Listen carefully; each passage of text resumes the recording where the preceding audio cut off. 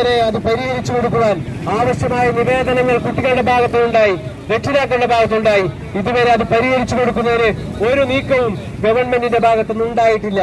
ഒരു ചെറിയ നിസ്സാരമായ ഒരു പ്രശ്നം പോലും അവരുടെ ഒരു അച്ചടി പിശക് അല്ലെങ്കിൽ അതിനൊരു തിരുത്ത്, ആവശ്യമായ തിരുത്ത് സമയോചിതമായി ചെയ്ത് കണ്ടുപിടിച്ച് ചെയ്യാൻ വേണ്ടി ചെയ്തിട്ടില്ല. ഇവരാണിപ്പോ ഹയർ സെക്കൻഡറിയും അതുപോലെ പ്രൈമറി വിദ്യാഭ്യാസവും സെക്കൻഡറി വിദ്യാഭ്യാസവും ഹയർ സെക്കൻഡറി വിദ്യാഭ്യാസവും VHSC വിദ്യാഭ്യാസവും ഒക്കെ ഏകീകരിച്ച് ഒന്നാക്കിയാണ്.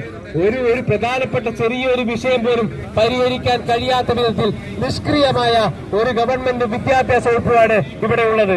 രണ്ടാമത്തെ പ്രധാനപ്പെട്ട കാര്യം, ഇപ്പൊ കേരളത്തിലെ അങ്ങോളം ഇങ്ങോളം LP തൊട്ട് ഹയർ സെക്കൻഡറി വരെ ഓണപരീക്ഷ നടക്കുകയാണ്, ക്വാർട്ടർലി പരീക്ഷ നടക്കുകയാണ്.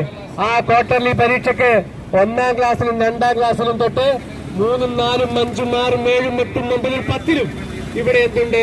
ഏകീകരിച്ച ക്വസ്റ്റ്യൻ പേപ്പർ ഉണ്ട്. അതിന്റെ